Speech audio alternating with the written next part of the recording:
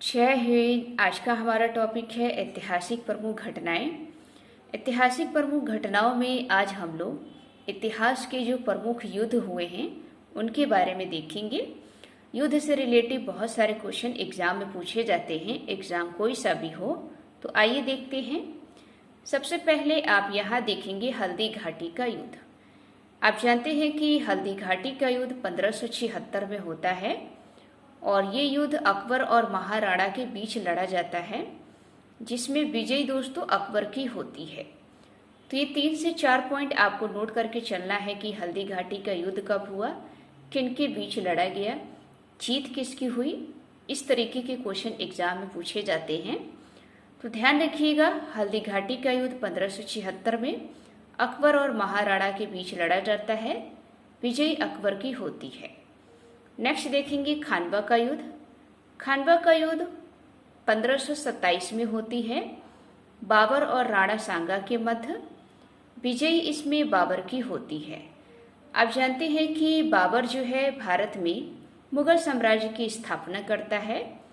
उसके बाद ये लगातार युद्ध करता है, जैसे पानीपत का प्रथम युद्ध, खानवा का युद्ध, चंदेरी का युद्ध, घाघरा का युद्ध। ये सारे युद्ध बाबर के द्वारा किए गए हैं और यहाँ से क्वेश्चन एग्जाम में पूछे जाते हैं। तो खानवा का युद्ध 1527 में बाबर और राणा सांगा के मध्य लड़ा जाता है, जिसमें बाबर की जीत होती है। अगला युद्ध देखेंगे चंदेरी का युद्ध। चंदेरी का युद्ध 1528 में होता है और ये युद्ध बाबर और मेदिनी राय के मध्य लड़ा जाता है। इसमें जीत दोस्तों बाबर की होती है। नेक्स्ट आप देखेंगे घाघरा का युद्ध।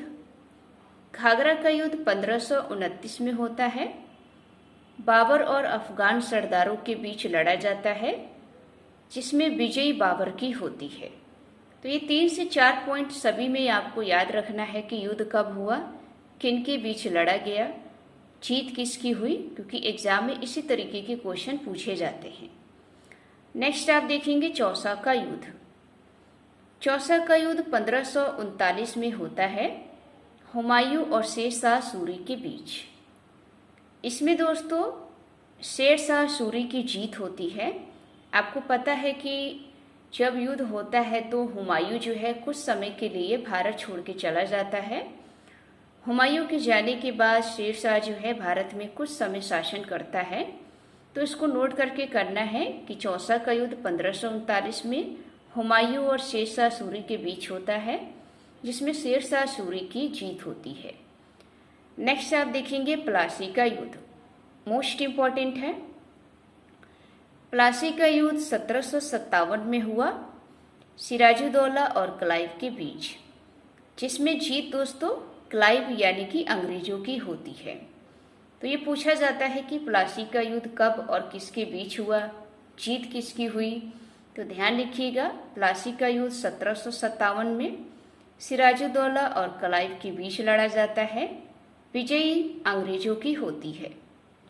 नेक्स्ट आप देखेंगे बक्सर का युद्ध।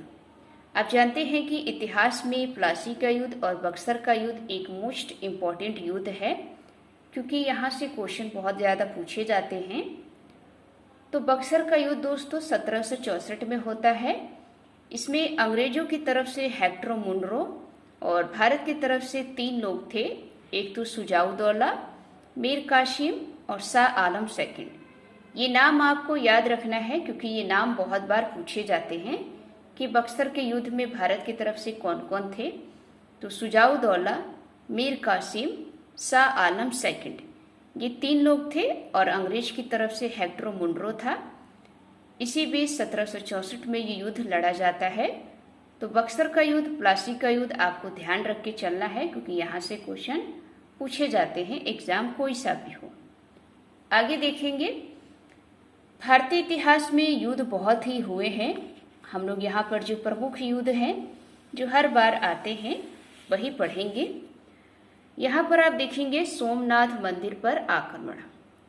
आपको पता होगा कि सोमनाथ मंदिर पर आक्रमण कब होता है और ये पूछा भी गया है। सोमनाथ मंदिर पर आक्रमण दोस्तों 1025 ईस्वी में किया गया था और किसने किया था? महमूद गजनवी के द्वारा। बहुत बार पूछा जाता है कि सोमनाथ मंदिर पर महमूद गजनवी ने कब आक्रमण किया, तो ध्यान रखिएगा 1025 में। फिर आप देखेंगे तराइन का प्रथम युद्ध। आप जानते हैं कि तराइन का प्रथम युद्ध 1191 में होता है और ये युद्ध मोहम्मद गौरी और पृथ्वीराज चौहान के बीच होता है, जिसमें जीत दोस्तों पृथ्वीराज चौहान की होती है। आपको पता है कि तराइन का 2 युद्ध होता है, एक तो प्रथम और दूसरा द्वितीय। तो तराइन के जो प्रथम युद्ध 1191 में होता है उसमें दोस्तों पृथ्वीराज चौहान की जीत होती है, लेकिन कुछ समय बाद तराइन का द्वितीय युद्ध होता है और ये युद्ध 1192 में होता है मोहम्मद गौरी और पृथ्वीराज चौहान के बीच, क्योंकि ये युद्ध दोबारा से लड़ा जाता है 1192 में और दूसरी बार जीत जो होती है वो मोहम्मद गौरी की होती है। तो ये एग्जाम में पूछा जाता है कि तराइन के युद्ध में मोहम्मद गौरी की जीत किस में हुई थी, 1191 में या 1192 में, या पूछा जा सकता है कि तराइन के प्रथम युद्ध में या तराइन के द्वितीय युद्ध में। तो ध्यान रखिएगा तराइन के द्वितीय युद्ध में मोहम्मद गौरी की जीत होती है, क्योंकि प्रथम युद्ध में तो पृथ्वीराज चौहान की होती है, तो इसको नोट करके चलेंगे। आगे देखेंगे पानीपत का प्रथम युद्ध। आप जानते हैं कि 3 जो है पानीपत के युद्ध होते हैं। तो पहला युद्ध तो दोस्तों 1526 में युद्ध होता है और इसी 1526 में बाबर जो है मुगल साम्राज्य की स्थापना करता है और ये पानीपत का युद्ध बाबर और इब्राहिम लोदी के मध्य लड़ा जाता है, जिसमें जीत बाबर की होती है। तो इसको नोट करके चलना है कि पानीपत का प्रथम युद्ध 1526 में हुई बाबर और इब्राहिम लोदी के बीच, जिसमें बाबर की जीत होती है और बाबर मुगल साम्राज्य की स्थापना करता है। नेक्स्ट आप देखेंगे पानीपत का द्वितीय युद्ध। पानीपत का द्वितीय युद्ध 1556 में होता है अकबर और हेमू के मध्य। आप जानते हैं कि पानीपत का जो दूसरा युद्ध होता है ये अकबर के समय होता है 1556 में अकबर और हेमू के बीच में, जिसमें जीत दोस्तों अकबर की ही होती है। नेक्स्ट आप देखेंगे पानीपत का तीसरा युद्ध। पानीपत का तीसरा युद्ध ये 1761 में होता है और ये युद्ध दोस्तों मराठा और अहमद शाह अब्दाली के मध्य लड़ा जाता है।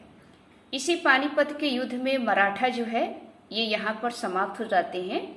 तो पूछा जाता है कि मराठाओं की पानीपत में कहाँ समाप्त हुई, किस युद्ध में, तो ध्यान रखिएगा पानीपत के तीसरे युद्ध में, क्योंकि पानीपत का तीसरा युद्ध मराठा और अहमद शाह अब्दाली के बीच में लड़ा जाता है, जिसमें विजयी जो है अहमद शाह अब्दाली की होती है। तो ये 3 से 4 पॉइंट आपको नोट करके चलना है। तो ये दोस्तों इतिहास की प्रमुख युद्ध थे। उम्मीद है आपको ये वीडियो अच्छी लगी होगी। अगर वीडियो अच्छी लगी हो तो वीडियो को लाइक करें, चैनल को सब्सक्राइब करें। मिलते हैं एक नेक्स्ट टॉपिक में। जय हिंद, जय भारत।